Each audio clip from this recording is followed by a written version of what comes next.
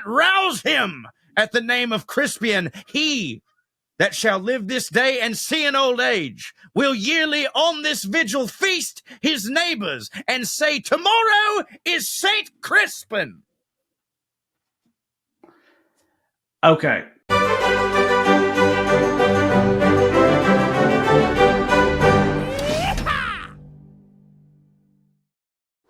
What's up, Airheads? Hope you're feeling fat and contented after Thanksgiving week. We're time for another hitting edition of Putting On Airs. We're here in the virtual Airstream studios. I'm Trae, and that's Cho. Cho looking slim and fit and good. And that shirt, what kind of shirt is that? I'm just wondering. I'm bringing it up for no reason. Oh, Trae, that is a brand new Stay Fancy, y'all, shirt that you can get at stayfancymerch.com. That is the official merch store of Putting On Airs. Don't I look good? And I lit my studio perfectly where I've got like a pinkish hue. I look like a pig about to be put on a spit, I tell you. You do. You do have a lovely pinkish hue. Thank you. I think that's like a sign of good things. Because I remember I was a fat kid and everybody was like trying to figure out what was wrong with me all the time other than just being a fat kid. And I remember once poverty. Probably just that absentee poverty, mom, general despair. Yeah. The town went to shit. Hard to diagnose all those things. Teeth. He just ate up with the sad. He's got the big sad. But anyway, I remember one time I went to a cardiologist. I remember what it was. At 12? All that aside, I was born with a heart murmur, right? That they found they rediscovered when I got a physical to play football one year. Yeah. And I'd had it my whole life, and it's a non-invasive heart murmur. It's not a big deal. It never has been. And basically now you can't even tell it's there. But they found that and they were like, we got to make sure that this isn't a bigger deal. So they sent me to a cardiologist. That's what it was. And the cardiologist was set, and I was like 14 or 15. The cardiologist was like, no, he's fine. He don't hit in any other capacity, but he's fine. Said all that just to say, I got the report back from the cardiologist, and one of the things in it, which I thought was funny, and I didn't realize at the time, he described, he's like, the child walked in and appeared to be pink, healthy, and like he said, pink. So if you're like a white kid, I think that pink it makes sense, I guess, if you're cause blood. When people be real pale or sickly, fallow and sickly, they look gray, and that's bad. So pink. But I never thought about pink being good. You know what I mean? But a cardiologist be like, no, he's real pink. He'll be fine. You see how pink he is? Pink hits, but red don't hit. No, right? Red don't hit. You get red. And we're talking about just if you're white, obviously. And I go through shades of both. Right. If you surpass pink and get to red, that's a different kind of problem. It's like he's hitting too hard. He's going in too much. Well, there's red, which don't hit, but there is a level up, which is beet red. Yeah. I know some people who if you're red, you can come back from it. Once you get beet red, right. That's about all she wrote. By the way, I wasn't just laughing at anyone with a heart murmur. It's just knowing you. And knowing that even your heart is just fine, I guess, or it's like all the time, just we doing this? What happened? Hello. Yeah. Like one of your other organs just tried to tell your heart something, and your heart was like, what? Yeah. You don't hit, is what I'm saying. I don't hit. No, I don't hit. But anyway, pink hits. It hits to be pink, apparently. But I don't know if this is going to hit for you, but I want to start because it's back-to-back week. Last week, we recorded on Monday because you were leaving on Tuesday to drive to Iowa, as you do every year, to spend Thanksgiving with your wife's family. And we talked about that at length. And part of that discussion was you spending a fair amount of time being like, well, look, here's the deal. My in-laws, they love to get drunk in the garage, talk about football and stuff. But me, see, I don't ever drink when I'm there. For me, it's about the wholesome nature of the holiday season. It's about spending time with family and the children. I don't engage in such debasing activities as drinking beer in the garage because I'm not about that. I like to read lengthy leather-bound books on the patio and pat the children on the head and help bake pies in the kitchen. That's what I do. No vices for me on this trip. You went into a whole thing about that. That was Monday. For me, our fans didn't hear it until Friday, but I heard all that on Monday. On Tuesday, you left Tuesday morning to make the drive to Iowa, which is 12 hours from Georgia. Yeah. Tuesday evening, so the very next night, Tuesday evening ends with you calling me on the phone in tears, crying, and talking about. Wait, what? You don't even remember this? It's so funny. No, what? It was funny. You didn't do it. You never did anything wrong. This wasn't wrong with none of it. I'm just saying you were so hammered that you were like, I just want you to know that I love you, and I love you so much. What? And I didn't mean to upset you at any point, and I'm sorry. And I just that was the very next night. The reason that happened is because you drank a fifth of whiskey when you got the first night you were in Iowa after going on that long diatribe about how you never do. The first night you kill a whole fifth of whiskey, piss your wife off in the night, drunkenly crying in the fetal position or whatever. And then after that, you were fine and went back to your regular wholesome self. But were you mad at me? Did I? No.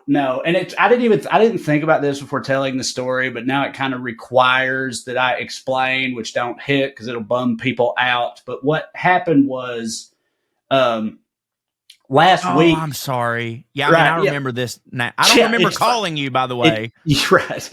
I shouldn't even have brought. I was trying to just illustrate just how drunk you got after saying you never drank, but I didn't. You didn't factor in that I would not remember that I did it, or that it would necessitate me explaining to people. Otherwise, it would be annoying, or else I wouldn't have even brought it up. But now that I already have, my brother-in-law, my wife's sister's brother, was tragically killed in a car accident last Monday out of nowhere. He was 39 years old. That happened Monday night after we recorded the show. So on Tuesday, when Cho got very drunk and his wife was pissed off at him for getting that drunk, he was texting me and our buddies Mark and Drew about it. And I wasn't even mad. I just said all I was trying to do was I explain. didn't read up. This what all happened. I was trying to do was explain to you why I wasn't like engaging in with you. Yeah, like, right. Why because I wasn't normally you like, would. Right. Why I wasn't like, hell, they don't hit, fuck them. You're as drunk as you want to. Like that type of thing. I wasn't doing that. And all I was trying to do was explain to you why I wasn't doing that. Yeah, right. You had a lot of shit going on. And I said, I was like, listen, I love you. I support your right to hit and be hammered, all that. But I can't really do this right now because of the situation with my brother and all this is going on. And then that made you be like, oh, I'm evil. I've done a terrible thing. Yeah, which I tried to tell you was not the case. But that led to you calling me and being like, I'm insensitive. I'm an asshole. I shouldn't have brought it up. I'm so sorry. And the whole time I was like, it's fine. And Katie was sitting beside me. Like she could hear every word you said. Even I didn't have you on speaker or nothing. And, she also thought that it was funny and hit just fine. Of course. But I do have a heart, everybody. Right. I'm just an idiot. You never did anything wrong or had anything to apologize for. But I do think it will hit for the Airheads. After last week, spent 20 minutes talking about your clean living preferences when you're with. And I already went through the fourth step of the program. And then the first night you're there, ends with you trying to make more after that. I'm sure. Right. But I just wondered if you could take us through that part. Like what happened there? Man, why did you break these rules that you have for yourself on these trips? So here's how the trip always goes. We have it me and my wife and my father-in-law Danny, we always ride together, right? And so we have shifts. Like Amber takes the first shift on account of I literally can't see, like I can't see in the dark really good. Like in emergency, I can do it, but it's like, look, if we're going to pick shifts, you take the first one. And when the light comes up, I'll drive. Right. And then I usually, haul ass for a little while. And then Danny will take a little bit longer. And then as we approach, Danny is the type that when he's within an hour and a half of his hometown, which he never goes to, he must drink Milwaukee's Best or Busch Light. Like he must. Sure. So I have to then start driving. Danny starts drinking. And Danny, this is the first time that we've always driven his old truck, which had no aux cord, didn't even have a fucking seat, none of that shit. Yeah, I was going to ask about that. And it's a fucking sound system's great. We got the CarPlay and all that stuff. And so he was like, hey, put me on some of that country, because all he listens to is like US 101, like the radio, because he don't have Spotify. He's never had none of that stuff. And he was like, put me on some of that stuff you keep telling me is like, there's good country. So I put on goddamn Sturgill and Tyler Childers and the Turnpike Troubadours and Robert Earl Keen, and just like the second we got in the driveway, I just, without even thinking, grabbed one of his beers and was sitting there. Good Lord, Lori, I love you. Couldn't be, you know, like more wrong. Yeah. How you know how many times I told you like songs like that, like they're my biggest fucking triggers. Mm-hmm. And in my brain, I was like, I'll just have a couple. It won't be no big deal because, like, you know, yesterday me and Drew did the podcast. I had 2 beers, quit. That's all I had. But then I get there and everybody else is fucking drinking, and I just, and then next thing I know, it was a bottle of whiskey, and I ain't had a bottle of whiskey in a long time. Also, like, it was a lot of mammas and aunts around that were like really paying attention to Bane, and I ain't had that in a long time. Like, usually it's just me and Bane. And not only, like, I didn't even have to feel bad for passing him off because they see him this one time a fucking year. Like, they wouldn't give him back to me. You know what I mean? So, like, internally, I was just like, shit, boy, if you're going to do it, do it. And, like, one thing turned into another. And then also, I took my sleep medication, but I forgot that I took my sleep medication and I didn't go to sleep and I kept on drinking. And I don't know if y'all know how sleep medication and alcohol works, but you'll end up calling your best friend in tears over what was clearly an innocuous fucking text or whatever. But did you do anything, Raven, like in the room with all the other family and stuff? Like, did you go off on any kind of diatribe, or you know what I mean? Did you do anything like that? Did you show your ass at all? No, hell no. And again, I've said I'm lucky with those people. Everybody, all of my Iowa family are either super pro-union Democrats or completely apolitical and don't want to talk about it at all. I meant more like how Lorenzo Neal should be in the Hall of Fame or something like that. No. You know what I mean? Like, did you see that? It went viral around Thanksgiving. They were like, somebody else went viral talking about Lorenzo Neal. I do it fucking 4 times a month. No. A thing went viral. This guy, like, he posted, it was like, the caption was like, my girl to me before Thanksgiving. It's like, hey, you're going to play it cool at Thanksgiving, right? Me. Yeah. Of course, babe. I'm going to be totally chill. Me 3 hours later after 4 whiskeys. And then it's a clip of Alex Jones talking about how hard Magellan hits. Did you see that? Yeah, right. Just losing. It's like, that's destiny. That's patriotism. That's belief and faith. And that's like, he just like losing. I meant like you doing that, but about like a fullback or a country singer or something like that. I could see you doing. I probably did, but you'd have to ask Amber. And the reason I say that is because the second I got there and started drinking, Amber's cousin, who I call him my cousin too. He's my cousin Brandon. I love that son of a bitch. He gave me a referral to a new sports book, which gave me $200 in free bets. And I just started. And you know, when you get $200 in free bets, you're not going conservative. You know what I mean? No. Like, you're not. If someone gives you $50,000 to invest, you're not going with Walmart. You're gonna find some. This will be the thing. So like. I was probably screaming at the TV a lot. But man, I don't know. Here's the deal. I'll tell you this. The next day I woke up and Amber and me immediately went to lunch and not a word was said. And she usually will let me hear it. Rightfully so, for the record. So like, I don't know, but you know me, like, dude, I've always been, which is the reason that it's so hard for me to ask for help. I'm kind of a fun drunk most of the time. Like, most of the time, I'm just like a good time. You know what I'm saying? But yeah, dude, I got fucking shitty. And then didn't the rest of the trip. But that was not really like me taking a stand. That was, I felt I was hungover for 4 days straight.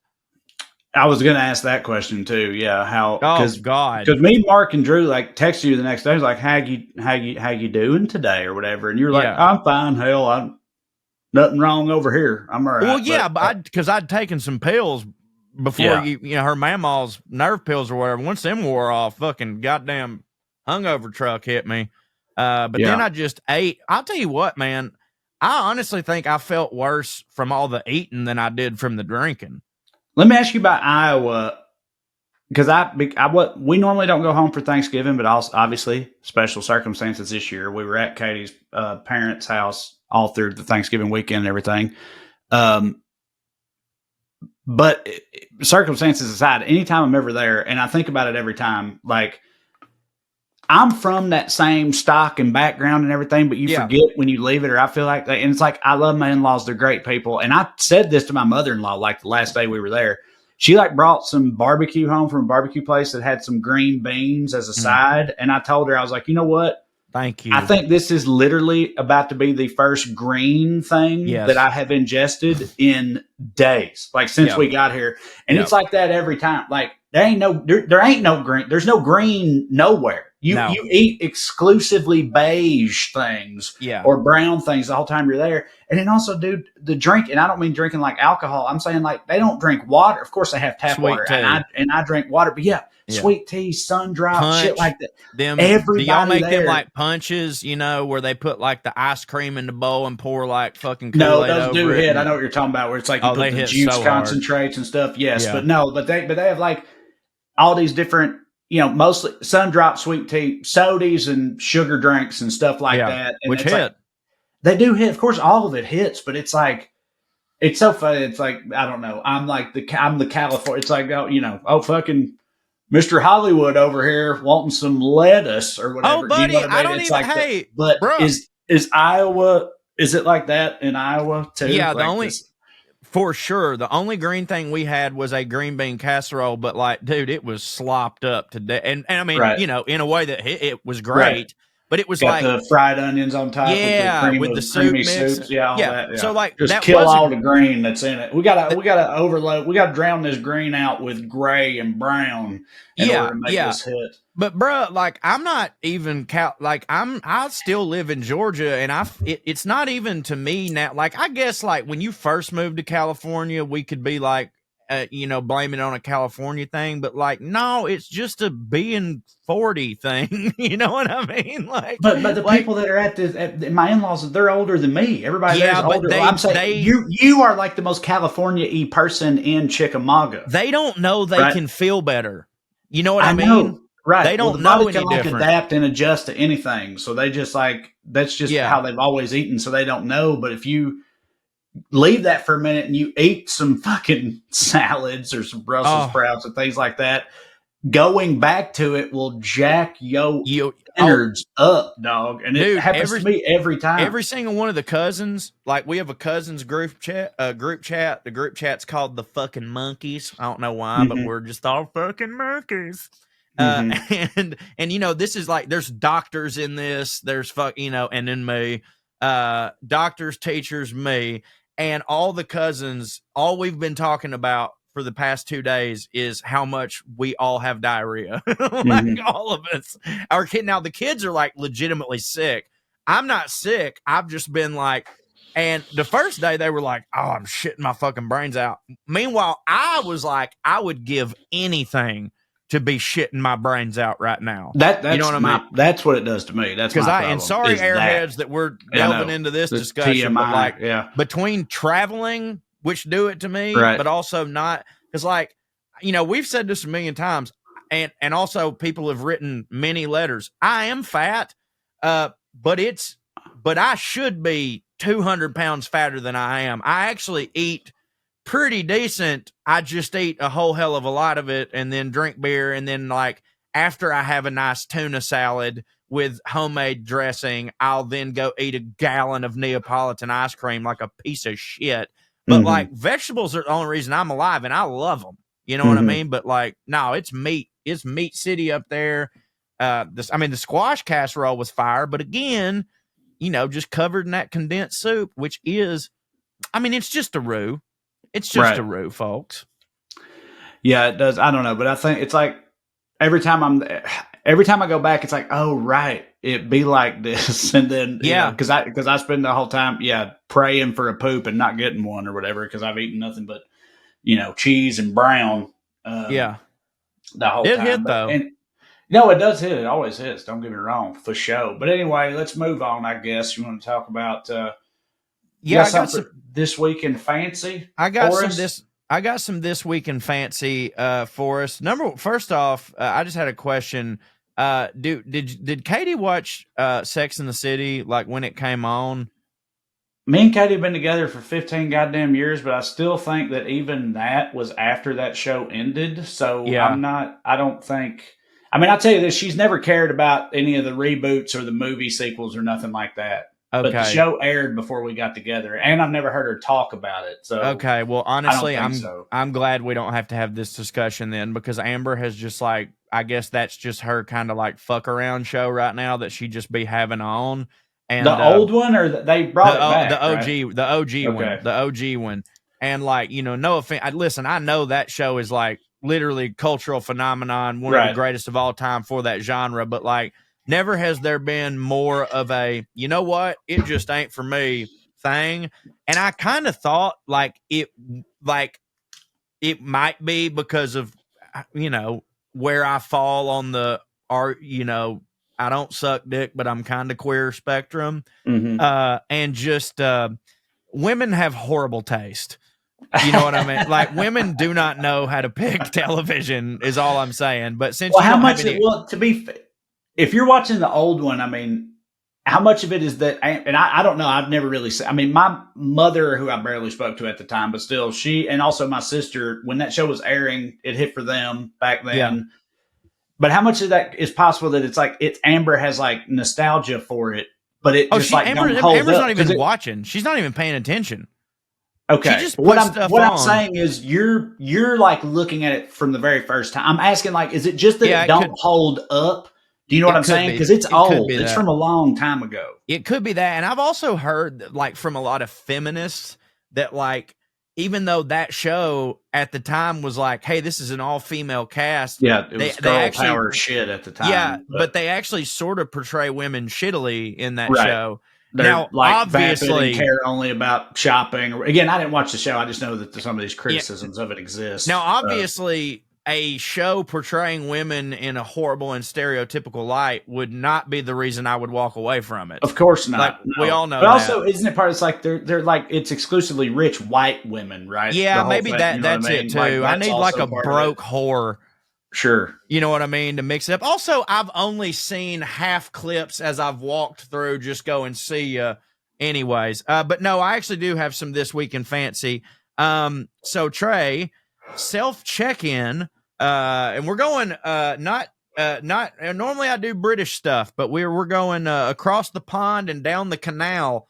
Self-check-in is banned for Italian holiday rentals. So, you know, when you get an Airbnb or whatever, and like they're like, hey, just show up, there's a box on the door, and you just put the code in, and then you go in. Well, those little key boxes are now banned because all of the people in Italy who fucking apparently hate tourists more than anybody have been like, the key boxes are nice, or get them away. So, like, you can't do that. Everybody in Italy now has to actually meet their Airbnb person, and this has affected tourism because most people that have those Airbnbs, their whole thing is like, I don't want to have to be there when this happens. And I don't fuck with Airbnb, but it's somewhat, I would be on the other side of it. If I was getting an Airbnb, I never want to see that person. Of course not. Like, I don't want you. I want you to exist only as a concept in my mind. Like, let me show up, do my own thing. Now, hotel chains, you can get apps you can check in on and go straight to your room. Love it. Yep. I don't want to talk to nobody. I don't want to go through no process. I want to walk straight into the room that I'm paying for, close the door behind me, and huddle in shame in my hovel in there until it's time for me to face the light of the day again. That's what I want to do, and leave me the fuck alone. But this is one of those things. They're just like you said, they're just very antagonistic towards like tourism and tourists and all that in places like Italy, right? I know it happens in Spain. I know in parts of Spain, like Barcelona and stuff. Barcelona. They've been like, they'll like spray water bottle. They'll like spray tourists with like, really? Fucking yeah, they'll do. They like harass tourists. Yeah, they harass. Get out of here, American pig. You know, like they do shit like that. Because let me tell you something. If I was in Spain, because Spain has a warm climate, correct? I reckon. Yeah. If I was in Spain and somebody came and sprayed me with a water bottle, I would take it as a kind gesture. That would hit for me. It's one of those things where it's like, I reckon that a lot of these places. I'm not saying this applies to Barcelona, but like a lot of Barcelona. it's one of these things where it's like, it's just gone too far because it's like fucking up it's just fucking everything up. But like, there's no local feel anymore. But These people on want the a other local end feel. of the spectrum, a lot of these places couldn't really survive without tourism, without tourists and tourism money. So it's like a double-edged sword. But yeah, I don't know, that Italy law, it has to be something related to that. It's like, basically like anti-tourism lobbyists or something. I don't know how Italy works, but they say that it's like been brought in and like, portrayed as a security measure, but like a lot of people are saying it literally just comes down to a lot of people in Italy don't like how those stupid fucking lock boxes look on houses. Like that just don't hit for them. Like they're just like, they look stupid. Well, that's a silly. I agree that's a silly, but maybe maybe we're wrong. You know what I mean? Like maybe it's us that just we were born in America, so we don't have pride in how things be. You know what I mean? Because like over in Italy and stuff, like Italy, London, all those places, like they got shit that be old. They you know what I mean? Shit. So yeah. we're just so used to everything being completely capitalistic, commercialized bullshit that like it don't even stick out to us. But over there, like anything that deviates from the originality is an eyesore to them. You know what I mean? Yeah, yes, for sure. But I think that it's also rooted in like, I think for a lot of people, it don't hit the idea of those things even being like rented out to American, not just Americans, just tourists in general. A lot in like continental Europe, I reckon that like British tourists are like the most nightmarish ones that they have. Like that's the stereotype as far as tourists. Like, look, American tourists are loud and fat and stupid, but we came there to hit. But they deal with way more of the British version. I reckon the British ones are the ones more known for being uncouth, drunken louts and assholes and stuff. So you know what, too? You know what I think that I just now have thought, because you said it and I've never thought it before. But like Americans, yeah, we're loud, we're dumb, we don't hit, we're fat, we're stupid, insert whatever, all that else here. But like over there, when we go to a country in Europe, we're spellbound. Like we're like really appreciative because we've never seen any type of thing like that. But the English, like they look down their noses on fucking everything. Whereas like we're not going to look down our nose on Italy because we're blown away that we're seeing something so old. But like they got that shit in England too. And the British people probably have some air of like, hey, we should have conquered you. We should still be taking over this place. Me and you do. Like, I think about that sometimes where it's like, I don't get how the stereotype for shitty Americans exists in Europe, because where I'm from, like the only people who would ever end up even going to Europe are people who are not hardcore stereotypical dipshit Americans, right? Like that's what those people over there don't even people understand. hate Europe. Like, but the people in Europe who cannot stand American tourists, what they maybe don't get is that like you're getting some of our best. Over there. If you knew the types of Americans we have in this country who will never travel to France for any reason, if you knew how they were, you wouldn't be able to fucking sleep at night, because you're getting like some of the best we have to offer, and they're still like these British pigs. They have no respect for like it, and it's like those are like the hittest people we got.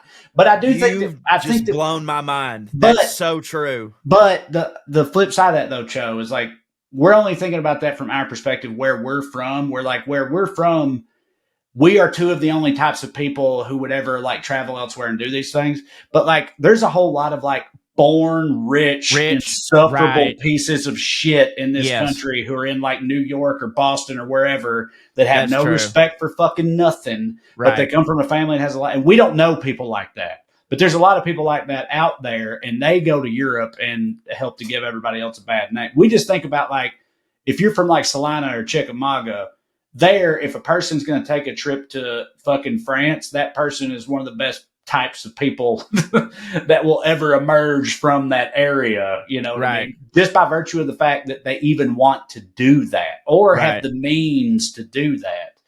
But there's all kinds of fucking meatball ass spaghetti people in Jersey or whatever whose dad owns a dealership or some shit that will take a trip to Pisa and piss on the tower and fucking start a fist fight with some, watercolor artist on the fucking boardwalk or whatever. Like, you know what I mean? Like, so it's just, as with everything, it's all a matter of perspective. But. And I guess I can really only speak for us in Scotland, because in England we didn't talk to a whole hell of a lot of people. I mean, we did, but I don't know. No, you know what, we did, and I think we hit for people over there because they got, the people that we talked to that got to know us at least. Me and you, I definitely think me. Yeah, well, dude, we started almost every conversation with like, we're Americans, we're sorry. That's true. Yeah, that's literally, we go to a bar and be like, "Hey, sorry, I'm an American. I apologize. Right. Here's my question." Like, we literally were opening every conversation with that. And the second thing we would say is we're writing a book, and I think that they were like, "Okay, well, like, you wouldn't, what the fuck ever." But anyways, I never thought about it. We are not, for the most part, sending our best. Here's the thing. That's the thing. We are. Oh yeah, that's what I meant. We are sending our best. Our best, and we still don't. Yes, that's what I meant. That's what I meant. Here's one thing that this is a sad story, but that's not why I'm bringing it up. This a headline got me. This is from the BBC that's covering Italy. Killer in femicide that shocked Italy, sentenced to life in jail. So this fella, Filippo Torretta, he was a 22-year-old Italian student who admitted to stabbing his girlfriend to death. He's been sentenced to jail, but like, have you ever heard the term femicide in your life? No, but I mean, I just assumed when you said it meant the killing of a woman. Well, me too. As soon as I saw it, I knew what they meant, but I'm just saying, like, I never saw that before. And then further on, it goes through this whole thing about how, like, Italy is now realizing that they have to, like, take more precautions about violence against women. And I'm like, are they just now getting it? Like, are we more woke than they are about? Yes, bro. That? Fucking Me Too and that shit don't exist in Italy. It don't fucking, they're all touchy and stuff. They're like, what's the problem? Like they fucking, they don't know. They're like, I don't know if they have. I don't know if they have. I just feel like when I think of Italy and France or whatever, I just picture sexual assault as being just like, just a Friday, a minor in college. Or whatever. Yeah, right. Yeah, exactly. Yeah, right. Exactly. Yeah, that's how it is in my head anyway. So it's like, I know that's not the same as fucking murder, but the idea that they would be oblivious to the fact that women make easier targets and are disproportionately victimized in that way. I guess I'm not that surprised to hear it because I mean, me either. It's just like, I don't know, like, or maybe it's worse because in America, when I hear homicide, often I think, I bet some dude killed his old lady. You know what I mean? But homicide, human, right? Homo sapien, Homo sapien.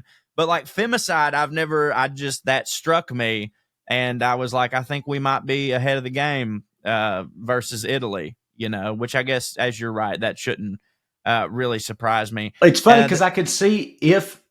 Here's a funny thing to think about, in my opinion. If I'm trying to think what's the opposite of feminine, masculine. So it'd be masculine. Like masticide, maybe, I guess.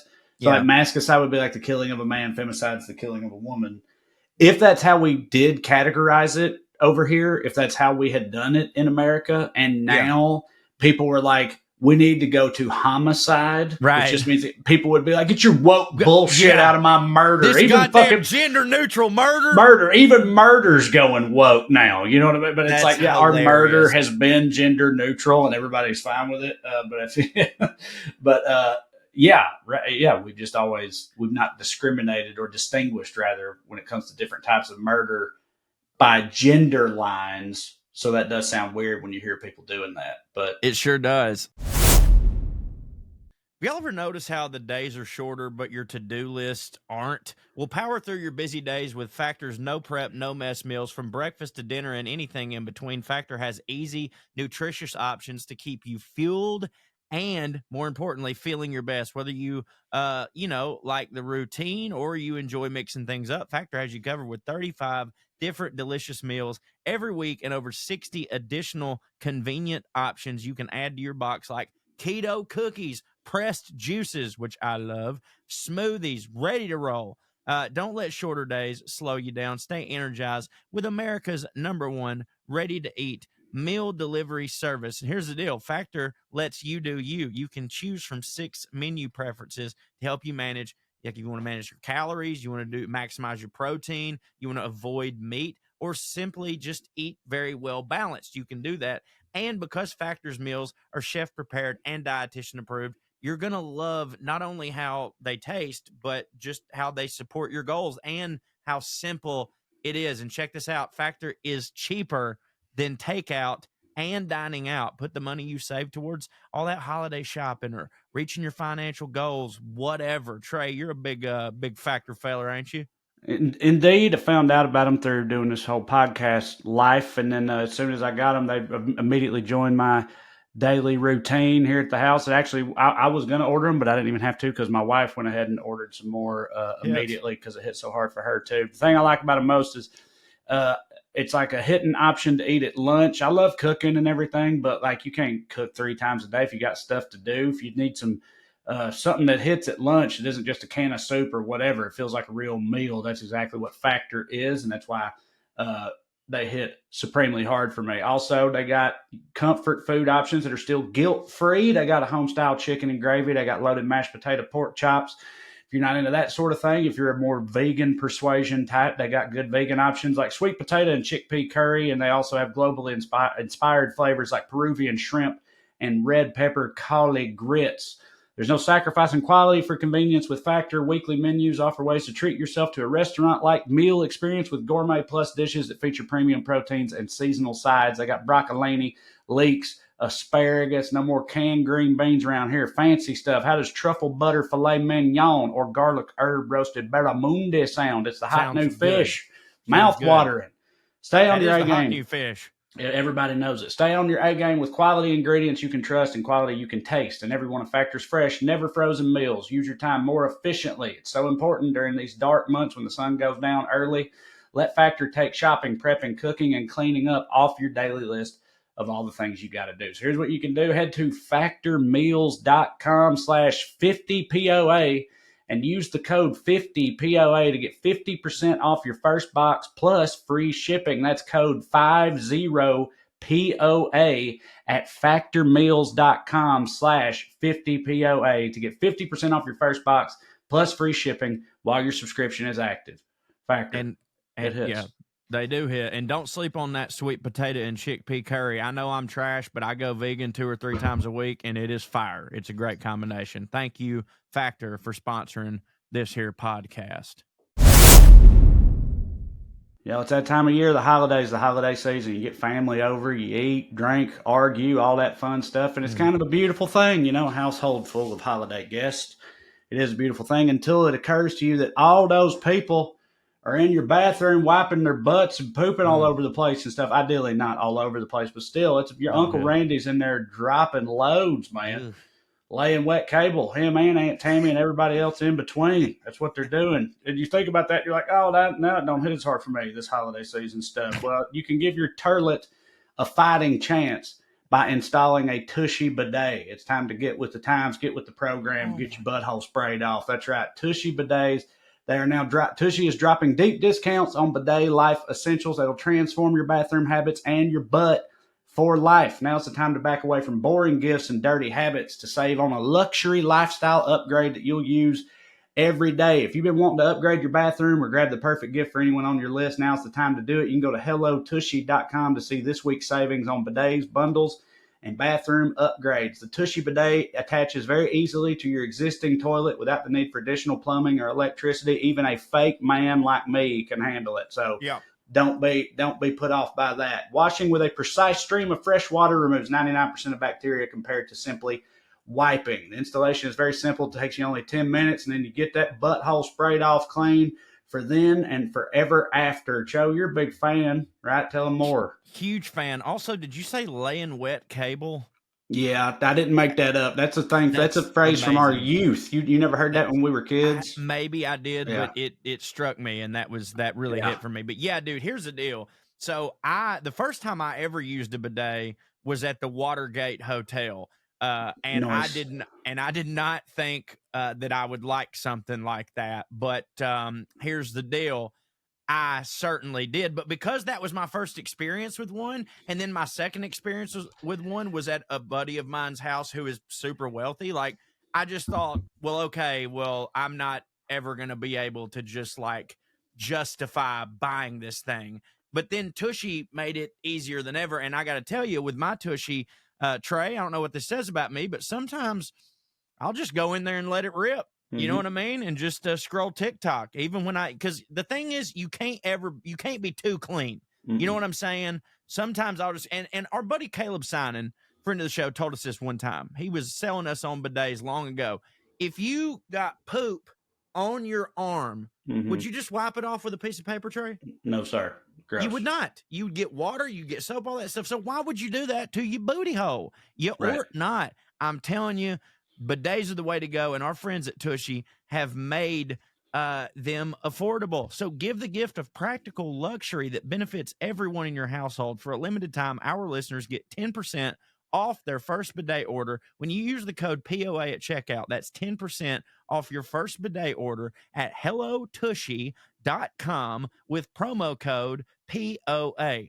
And don't forget to give us a shout out while you're there and let them know that we sent you, the POA boys. Go to hellotushy.com for the best gift this holiday season. The second best gift is the shirt that Hello Tushy gave me that says, "Ask me about my butthole," that I wish I was wearing. hellotushy.com, promo code POA.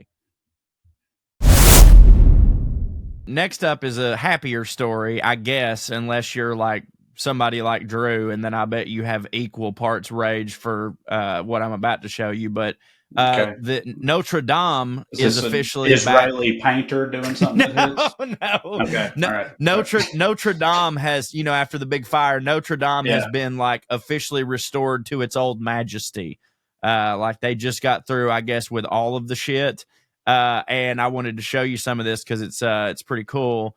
So yeah, Gargoyle. This is from the BBC. Gargoyles, stained glass, and the spire. How Notre Dame was restored, and it's really cool here because you can see the pictures. Like you can flip. Like, can you see all this?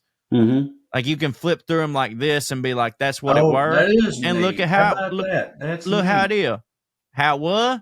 How it is. How it is. Which is pretty cool. Here is the archway that got burnt down. Hold on. How it was? How it is. Nice. Kind of neat. Well, now that they've got all that worked out, that hits for me because now they can focus on whooping Alabama's ass in the playoffs. You're goddamn right. God damn it. Fucking bring the noise, fighting Irish. Never been one to root for Notre Dame, but they're going against Alabama most likely. So I know that's a really tough one for me, but it's ultimately fuck not for Alabama. Me. Y'all. I mean, Georgia and Alabama is wild because it's not like a historical rivalry, but they really fucked y'all shit up in recent years. They have, but like, whereas Tennessee and Alabama, the hate goes way back, and it's like, look, the Lord don't hit for me, Notre Dame don't hit for me, Leprechauns don't hit for me, but like, I'm definitely pulling for them over Alabama. I mean, I kind of am too, but my thing is like, the Georgia Alabama thing, because we were never in the same division. We only would play each other in the SEC championship, and they would wreck our shit. But because of that, there was at least a little respect. Like, I don't know, kind of like, well, that fuck, what are you gonna do? It's Saban. I don't respect Notre Dame at all. Like, there's zero respect there. But that being said, yes, I do hope they beat Alabama, just because Alabama has had it too good for too long. Bruh, this says overall some 40,000 square meters of stone were cleaned. That is a fuck ton of stone. It's one of those too where it's like, if you put the effort into it, you can restore these things to their former glory, which I just feel like in America, it just feels like we wouldn't do that. over the years, if there was some hitting old building, it'd be like, well, a bird flew through that window, turn it into a marble slab. You know what I mean? Like make it a fucking Toby Keith. I love this bar and grill. Like that's the type of shit that we like. I was just in like the old city of Philadelphia recently, and like it's weird. It's weird. It's so American because there's some really old buildings that have managed to survive. Yeah, but in some of those buildings, the ground floor of that building from the like forefathers era is now a like fucking not a Senior Frogs, but the equivalent of a Senior Frog. Like that. Right, that type of thing. Yeah. But then there's also so many places where over the years we just tore that shit down. Like those are the ones that were only lucky enough to be allowed to remain standing and later be bastardized into a Starbucks. Whereas so much of it we just tore down and now it's just a fucking parking garage or whatever. And it's like, I don't get I mean, we talked about this in our book that we wrote about our trip over there, but like around here and over yonder, you can get it wherever you get your books or on Audible. In my head, before we went there, I was like, well, dude, America's just a young country. Like they got all that really old shit, and we haven't been a country for long enough to have stuff that's that old, and that just don't hit. But whatever. But then we went to like Glasgow, and it's this crazy Gothic architecture that's fucking insane and spellbinding or whatever. Yeah, from the 1700s. And you go on a tour. It's not though. You go on a tour, and it's like this was constructed in 1874 or whatever. And you're like, well, we were a fucking thing then. Like when y'all were making stuff that hits this hard, we had already been a country for almost 100 goddamn years, and we still ain't got no shit like this. Like it's just some kind of cultural fucking difference, just we're all about speed. Modernity, and I fucking dude, you know me, I can't. I mean, granted, a lot of this is growing up in an old house, but like I've always been one that's into antiquities and shit like that, and like also like the old stuff was built really good. Like sometimes they tore stuff down for absolutely no reason. Like that house could have stood for 400 more years without you doing shit to it. Well, you can modernize a lot of those things. You can like take those things and you can add modern amenities to them while still maintaining the like historical facade of it or whatever. Like and it's like in America, we just don't even realize that that's an option or anything. No, I know, and that's we just why don't do that shit. I love my house so much because it was built in like 1910 and it's got brick floor. Like at one point they could have fucking, laid linoleum or put carpet over it or whatever, but it don't. It's still brick. It still hits. I really like that. And that's why I love like, my favorite cities in this country are Boston, Washington, D.C., and New York because they're like, and Philly, obviously, too. But, places like that still have, like, you can go to Ben Franklin's Tavern, Now, I don't know how long that's going to last, Like, with the way things are going and with the way the tech bros are just fucking trying to, hey, man, the goddamn, because they'll look at shit like this, like, did you watch Horace and Pete? Yeah. The Louis thing? Yeah, I know what you're talking about. I don't know if I finished it, but I definitely watched at least 3 or 4 episodes of it. Well, in one episode, they're talking about selling the bar, and Horace or Peter, one of them is like, goddamn, like, okay, I realize that like it's going to be worth more than when the old Horace and Pete bought it, but like it can't be worth that much. And they go, no, we're buying the sky above the bar, like. The sky above you is worth $14 million. And that's what scares me about some of those things because, like, we're building more high rise and packing people in. Like, there's no individuality or whatever. Any fucking ways. More on this Notre Dame, they use more than 1,000 oak trees, which that hits.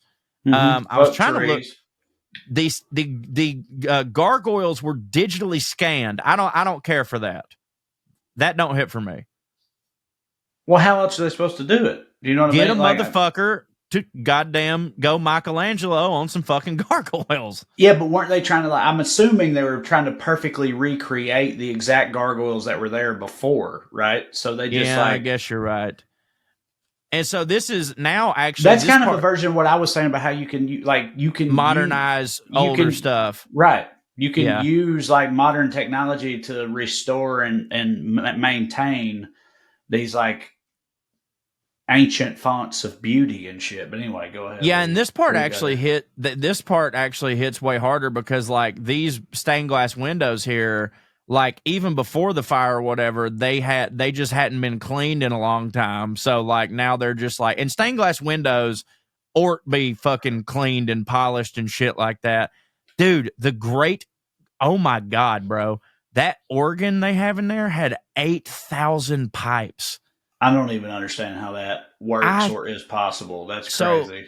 It says the whole structure, 12 meters high, 6 keyboards, 7,952 pipes, 19 wind chests, was disassembled and taken to workshops outside Paris. I can't even, my brain don't even, like we had an organ at our Baptist church, but like, I mean, maybe fucking 5 pipes at best.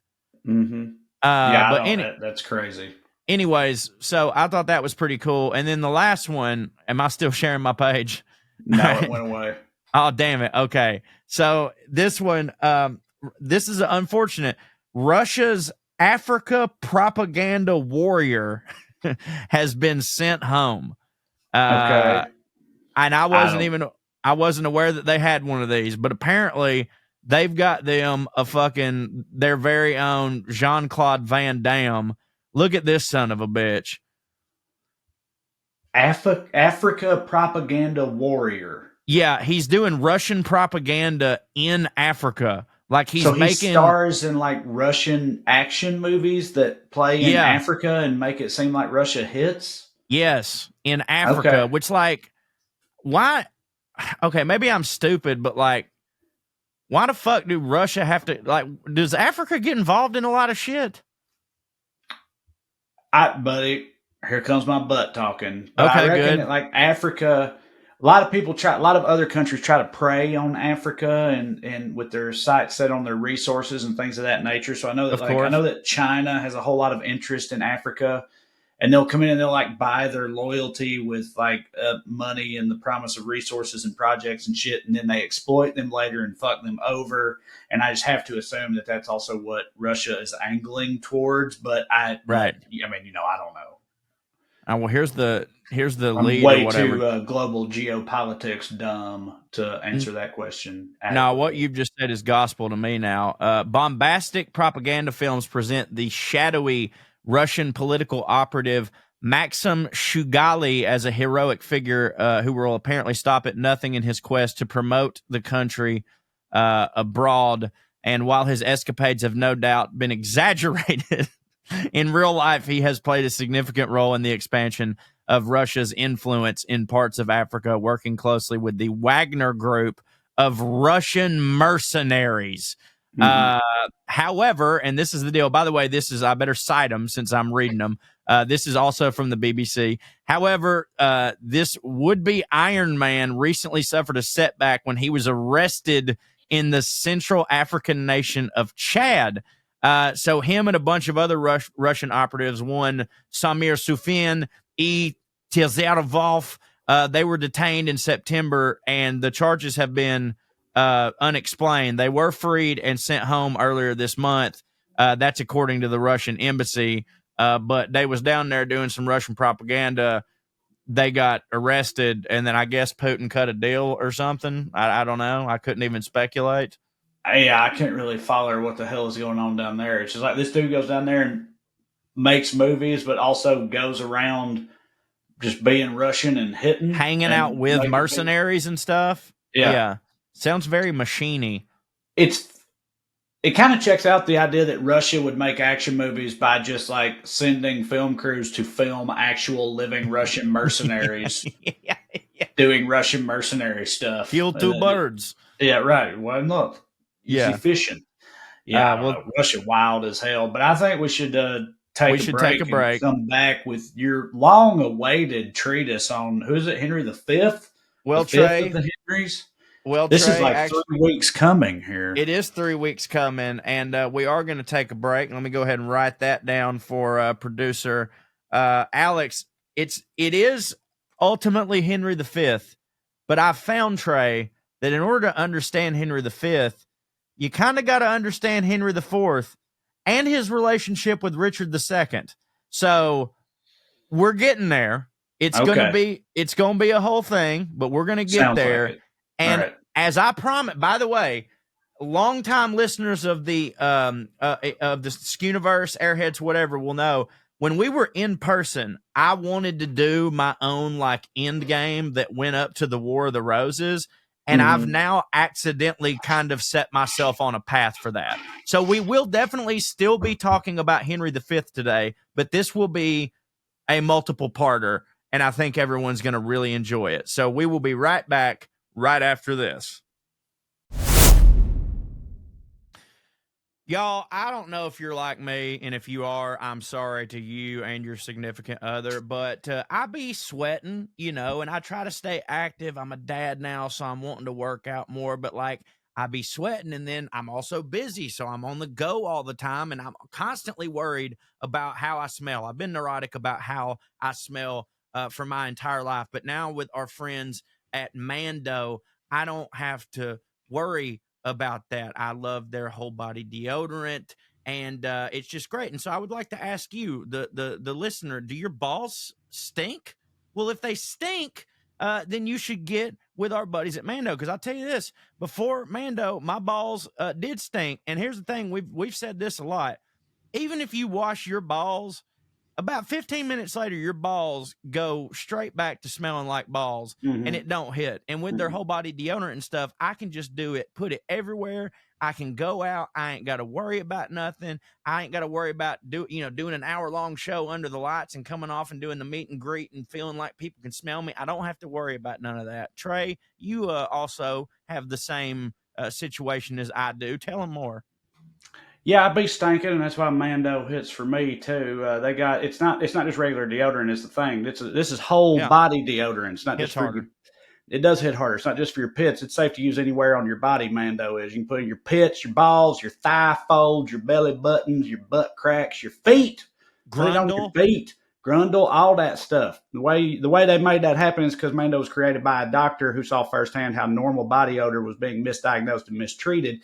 And Mando is clinically proven to block odor all day and control odor for up to 72 hours. They've got a lot of different options too. They got a solid deodorant stick, which is formulated and powered by mandelic acid to stop odor before it starts. If you're more of a spray person, they got spray deodorant, which is completely aluminum free and ideal for those hard to reach places. Every one of their products is baking soda free and paraben free, and they've got a bunch of different scents. They got bourbon leather, clover woods, Mount Fuji, Pro Sport, all of which hit very hard. I'm a bourbon leather type of guy myself. That's why I'm growing this mustache out. Mando is clinically proven to control odor better than a shower with soap alone. 12 hours after a shower, the average man's Grundle odor level was a 5 out of 10, but with Mando, the average Grundle odor level is a 0 out of 10. Again, it's always funny to me to picture them scientists in the lab smelling people's balls and stuff. That's why you go to grad school, baby. Listen, here's what you do. Please buy this product, or I'll have to do that for a living.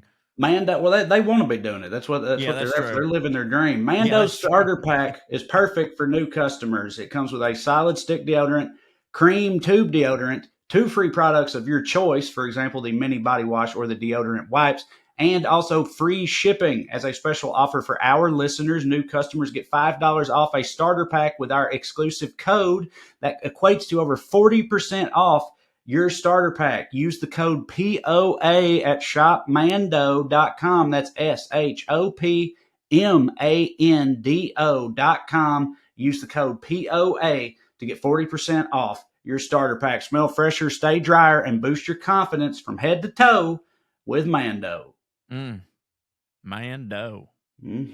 Mando's balls smell good. All right. Hey, there it is. Y'all, let me tell you something right now. I don't hit. Physically, I don't hit either. My body don't hit. My body ain't never hit. It's shaped weird. Anytime shopping for clothes has always been a nightmare for me because it's like, my belly don't hit, but my arms are long. My torso's oddly shaped. I can't. The standard sizing options that they have for men are oftentimes kind of a nightmare for me because I'm shaped like some kind of eldritch terror or something. I don't know what the problem is, but it's hard for me to find like premium basics, like just good looking, simple clothes that actually fit me. I'm constantly doing the fat guy pull your shirt down over the belly thing. Me too. Like my tits look good, but then my belly my belly pokes out more than yours. Like you drape, you know what I mean? But my tits will look good in something, but my belly will be poking out, and it'll just sort of like cancel out how good my tits look, and it don't hit. Just seems like nothing ever fits right in all the right places until I found our sponsor, True Classic. True Classic, they got like it's loose where you want it to be loose as a man. It's tight where you want it to be tight as a man. It's a tailored fit, the type of thing that's normally very expensive, but with True Classic, they make it affordable and accessible. I got my True Classic jeans, and just I've worn them like every day since I've gotten them. They became my standard. We both wore them to Bryce's jeans. wedding. We felt great. They didn't even feel like we was wearing jeans, did it? That's the hittingest part, is like they're jeans that feel like sweatpants or something, which, I've been waiting on science to crack for 20-something years now. So thank you to the good people at True Classic for figuring that out. If True Classic could make it to where that Velveeta doesn't stain them, we would be completely all the way in the ballpark. But so far, they're doing great. I'm sure they're working on it. Yeah, so if you got an oddly shaped man in your life, this could be the best gift you could possibly find this holiday season, because they don't just have jeans. They have best-selling T-shirts, hoodies, jeans, and more options. And those things, they come in packs of 3, 6, 9. Damn you fine. Damn you fine when you wear True Classic. True Classic offers premium products at an affordable price. They have shirts that define your best features with a perfect fit. It's snug in the arms and chest, make you look like you lift more than you do, and has room in the midsection, makes you look like you go in less than you do. The perfect combination. They got fall and winter must-haves too. They got long sleeve Henleys, waffle hoodies. They got the waffle jeans, hoodie rules. I got one. Joggers and more. And if you're of the working out type, they got activewear as well, and their activewear's got moisture wicking, quick drying, and odor controlling properties, hitting for all the gym bros out there. Cho, keep going, tell them more. Oh man, I was saying, like, the one good thing, there's several good things about it, but the waffle hoodie, I've always said, like, every time I'm wearing it, I don't look just like a dude who's like, walking down to the store to get a pack of menthols in a sweatshirt. Like, it makes me look cool. Like, I know I don't look like John Stamos, but I feel like John Stamos. You know what I'm saying? Also good for me, the whole moisture wicking thing. Like, again, even in sub 20 degrees in Iowa, I be sweating. It's absolutely amazing. By the way, they give you that 100% perfect fit guarantee. They'll return it for you, no problem. 4 million customers, 200,000 positive reviews. You can't go wrong. The holidays are here, and True Classics ultra comfortable, perfect fit essentials make for the perfect gift for not only you, but the men in your life. So if you're ready to upgrade your closet, shop now and unlock big savings during their huge holiday sale. Just go to our exclusive link, trueclassic.com/POA to save. That's trueclassic.com/POA. Please support our show and tell them that we sent you. End the year with holiday cheer, thanks to True Classic. All right, y'all. Does Blue Chew work? If you're still asking that question, I want to give you the answer straight from the horse's dick. That's right.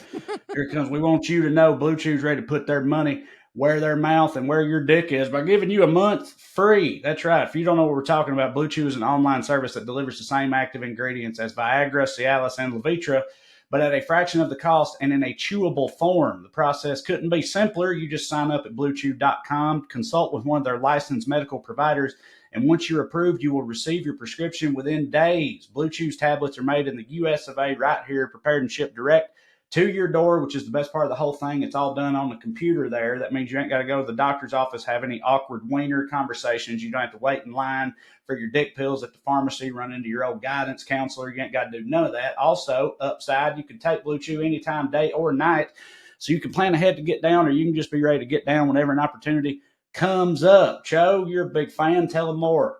Huge fan. And a lot of people do ask me, they're like, does it work? And I'm like, guys, it makes my dick harder than being a current member of the college football playoff committee. My God, that is going to be rough. And also, if you don't think you need it, here's the deal. I've always said this: the Smash Brothers would have, or the Splash Brothers would have still been splashing. Barry Bonds would have still won 9 Gold Gloves. You know what I'm saying? But every now and then, with just a little extra help, you get a little extra confidence. That's all it is for me. I don't have an actual thing going on. It's just like when I want to throw it down, I want to guarantee that I can throw it down because I love my wife. And let's face it, I need to do everything I can to please her because y'all have seen my personality, right? You could be missing out on the best sex of your life. With Blue Chew, men everywhere are excited to see the postman. I know that I am. It's my favorite time of the month. I get my white little package. I don't have to see my pharmacist, like Trae said. Blue Chew wants men rock hard. They told me. That's the mission. They will not stop until every man is bricked up like a brick house, till every 10 is pitched, till every rod is raised. Discover your options at BlueChew.com. And we've got a special deal for our audience. Try Blue Chew free. All you got to do is pay $5 shipping at checkout when you visit BlueChew.com. That's BlueChew.com to receive your first month for free. Visit BlueChew.com for more details and important safety information. We thank Blue Chew for sponsoring Putting on Airs. And get you a new dick. Get you a new dick. Why wouldn't you?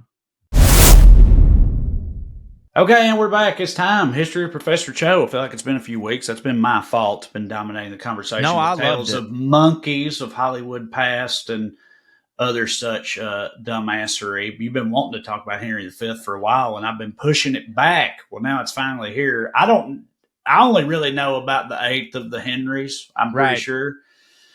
That was like one of the very first episodes of this show was about Henry VIII, and he's the only one that I knew anything about. I know that there was 7 before him. It's one of those things. It's like, do I need to be familiar with the first Henrys to know to watch the 8th Henry? And never thought that was the case. The 5th, I don't know anything about Henry V, so nothing. So I assume he was Henry VIII's great grandpa, or maybe one less great. That's all I know.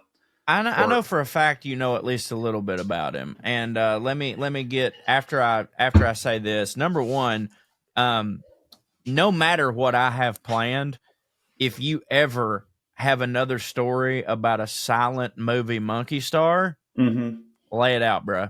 Takes precedent, no problem whatsoever. But as you were talking about, I know Henry VIII. Do I have to know the 7th and 6th? Sort of making like a little, Marvel joke there, which I caught on to. I felt very much the same thing and got overwhelmed when, like, I wanted to do this lead up to the War of the Roses because I was like, well, fuck, man. Like, if there's an 8th, that means there's 7 more before that. So what is that? 7 more episodes, and then like you got in between them, you've got the Henrys, then you've got the Charleses, then you've got the fucking all this. And what I've learned in a lot of my research is there's a whole bunch of just ain't shit kings. So many ain't shit kings. That's what I was about to say. It's like, so many of. I feel like kings are only ever known in modern times by either how hard they hit or how hard they didn't hit. Exactly. That's so the boring they're ones, either like full bore lunatics, right? Who make the grade through that measure, or people that like expanded the empire or hit real harder. Right.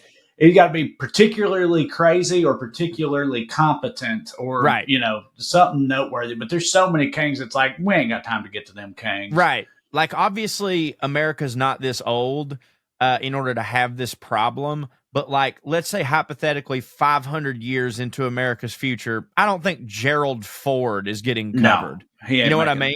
Like, I mean, he's barely covered now. I mean, we already have that dude, like Chester A. Arthur.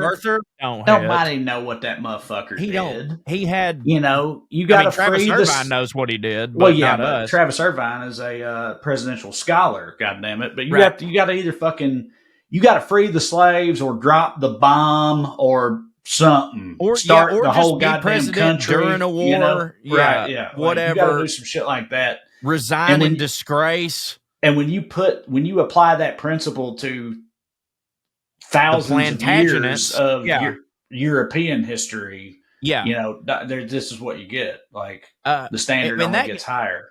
And that gave me an idea, which, like, if we are doing